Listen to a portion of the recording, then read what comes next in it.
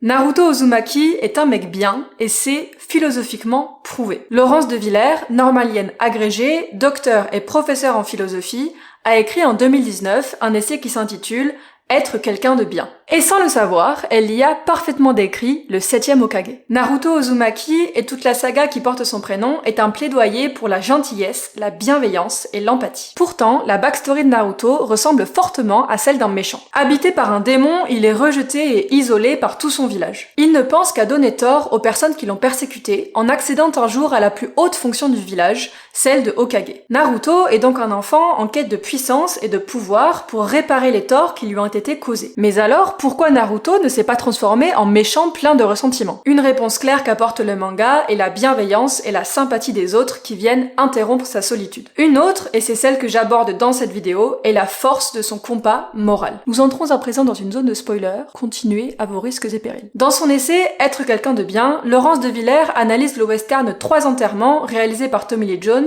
pour arguer que la gentillesse est un acte fondamentalement libre, un acte miraculeux, qui n'est ni naïf, ni mièvre, ni sot. Selon l'autrice, la gentillesse n'est pas une qualité faible et passive qu'on peut facilement piétiner, mais au contraire une force qu'il faut cultiver. Naruto nous montre une gentillesse spectaculaire, puissante, inspirante et fédératrice, qui ne va pas de soi. La gentillesse de Naruto, tout comme celle des héros de western décrits par De Villers, n'est pas un trait de caractère immuable. Elle résulte au contraire d'une longue série de choix. Naruto aurait très bien pu être quelqu'un d'autre. Il aurait très bien pu renoncer à ses convictions, par exemple en abandonnant Sasuke ou en assassinant Nagato. Mais sa dignité et sa droiture l'en ont empêché. Laurence de Villers décrit les gentils et les gentilles comme des miracles, comme des fenêtres vers un autre monde. Et Naruto illustre cette idée avec son jutsu le plus puissant à côté de son Rasengan et du mode ermite, le Tok no Jutsu. Que ce soit avec Neji, Gaara, Nagato, Kurama ou encore Obito, Naruto fait entrevoir aux personnes qui acceptent de l'écouter qu'un autre monde est possible. Il les invite à revoir leurs convictions,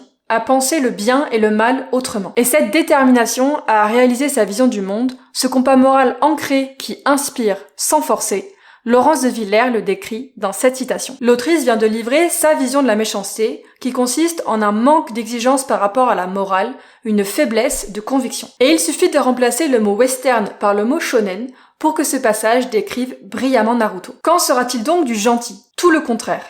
Nous sommes dans un shonen, ne l'oublions pas, les distinctions et les rôles sont donc nets et tranchés. Le gentil sera celui qui a conscience qu'être ne suffit pas, qu'il lui revient, en propre, personnellement, d'être quelqu'un, c'est-à-dire d'apporter sa contribution, modeste ou grandiose, à ce grand récit du bien et du mal. En cela, le gentil est condamné non pas à être un donneur de leçons, mais à inspirer, à donner la preuve qu'un monde plus beau, plus juste est possible.